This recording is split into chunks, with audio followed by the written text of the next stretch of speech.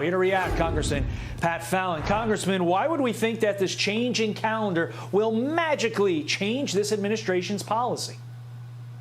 Well, what we've seen is the border crisis that's occurring right now is from two things. It was manufactured from Joe Biden's wokeness and his weakness. He signaled to the far left that he would institute a de facto open border policy. And Wait Mexico became catch and release.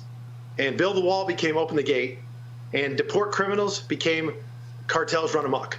We've added 2 million people illegally to this country. That's the entire population of the state of West Virginia. And we've had, for the first time in our history, at least 160,000 border crossings each month for 10 months in a row. This is not a border crisis, it's a border catastrophe. And something has to be done because it's a clear and present danger to Americans. It's not just a threat, Congressman, to the health and safety of those on the border. It's frankly a national security threat, is it not? It is. And you know what? Joe Biden's also succeeded in one thing as well. He has made every state a border state. When you look at the fentanyl seizures just on the border, we've seized 11,200 pounds of fentanyl on the border. That's enough fentanyl, manufactured mainly in China, by the way, to kill every man, woman, and child in this country 7 times over.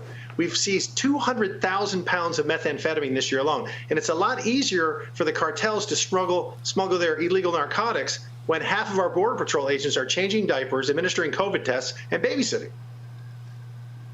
Yeah, if the potential killing of thousands of Americans from overdoses isn't enough to change the Biden administration's policies, Congressman, what is? You know what? That's a great question because, they have this inconsistent COVID policy where they close down the borders for 9 months, except the southern border. So nobody in the entire world could come to this country legally as a tourist, but they allowed 2 million people to come through the country from mostly from nation states that don't have any vaccinations rates to speak of. So what we saw in Virginia, what we saw in New Jersey in elections across the country in November was a swing of about 16 percentage points. And that's not going to be a red wave. That's a red tsunami. And if the Democrats don't start taking border security and the safety of Americans seriously, Republicans will take control and we'll do it for them. Congressman Pat Fallon, we appreciate you getting up early with us on this first business day of 2022. Thank you very much. Have a great new year.